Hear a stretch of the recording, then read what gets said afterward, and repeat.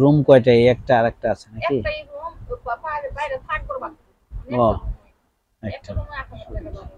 মৃত্যু তো বরণ করতেই হবে মানুষকে, কিন্তু এই মৃত্যু তো গর্বের মৃত্যু, অহংকারের মৃত্যু, এবং এই মৃত্যুর মাধ্যমে গোটা জাতি দেশ মুক্তি হয়েছে। নতুন বাংলাদেশ আমরা পেয়েছি। এটা তো শহীদদের রক্তের বিনিময়ই হয়েছে। আল্লাহ এটা আমাদেরকে দান করেছেন।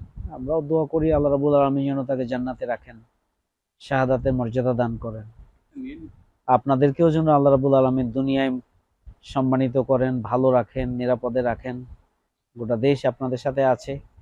আমরা জামাত ইসলামী আপনাদের সাথে আছি, আমরা শুরু থেকে আছি, আমরা সামনেও থাকবো ইনশাআল্লাহ। আমি ঈদের দিনে ঈদের শুভেচ্ছা জানানোর জন্য এবং আপনাদের কষ্টের অংশীদার হওয়ার জন্য, মূলত সমবেদনা এবং কষ্টের অংশীদার হওয়ার জন্য আমরা আসছি। জামাত ইসলামী বাংলাদেশের পক্ষ থেকে আমাদের আমিরে জামাত আপনাদেরকে সালাম দিয়েছেন, ডাক্তার শফিকুর রহমান। দোয়া করবেন জামাত ইসলামীর জন্য। আসসালামু আলাইকুম ওয়া রাহমাতুল্লাহ।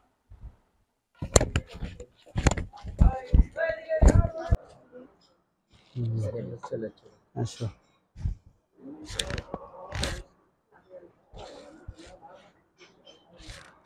আল্লাহ ভরসা,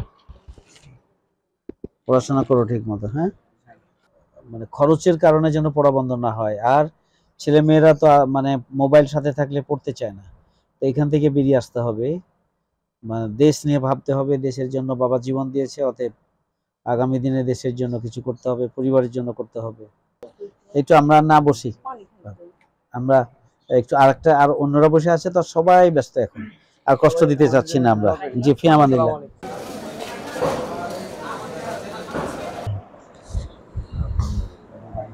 বসে। আসসালামু আলাইকুম। এই ঈদের দিনে, খুশির দিনে শহীদ পরিবারগুলোকে সমবেদনা জানানো, তাদের পাশে দাঁড়ানো, তাদেরকে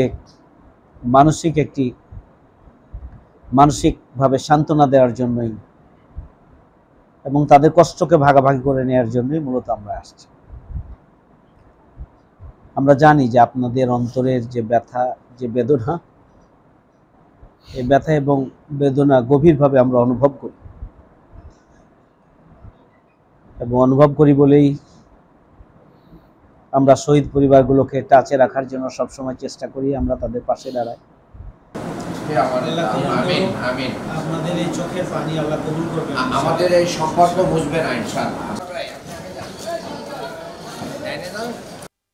আসলে ঈদের দিনে তো আপনাদের কষ্টটা বেড়ে যায়, যখন চারিদিকে খুশি, আদরের সন্তান নাই, তখন এটাকে বুকটা ফেটে যায়। এটা আমরা বুঝি, আমরা এটা অন্তর দিয়ে, হৃদয় দিয়ে গভীরভাবে অনুভব করি। সেই অনুভূতির জায়গা থেকেই শহীদ পরিবারের সাথে আমরা দেখা সাক্ষাৎ করে আপনাদের কষ্টের ভাগিদার হতে চাই। আমরা আপনাদের যদি একটু স্বস্তি, একটু শান্তি যদি পান, কিছুটা যদি স্বাভাবিকভাবে ঈদটা চালাতে পারেন, কাটাতে পারেন, এই জন্য মূলত আমাদের আসা।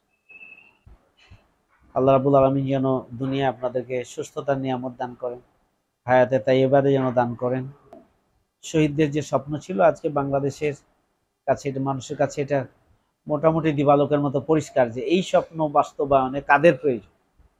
এই স্বপ্ন বাস্তবায়ন করতে হলে সৎ, দক্ষ, দেশপ্রেমিক নেতৃত্ব প্রয়োজন। সৎ, দক্ষ, দেশপ্রেমিক নেতৃত্ব ছাড়া শহীদদের স্বপ্ন বাস্তবায়ন হওয়ার মতো কোনো মানবিক বসবাসযোগ্য বাংলাদেশ প্রতিষ্ঠা হওয়া সম্ভব নয়।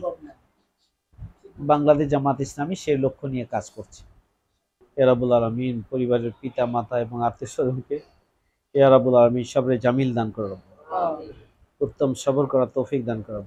ইয়া রাব্বুল আলামিন তুমি আমাদের দোয়াকে কবুল করো। সাল্লাল্লাহু তাআলা আলা খাইরি খালকিহি মুহাম্মদ ওয়া আলিহি ওয়া আসহাবিহি আমিন। লা ইলাহা ইল্লাল্লাহ মুহাম্মাদুর রাসূলুল্লাহ সাল্লাল্লাহু আলাইহি ওয়া সাল্লাম।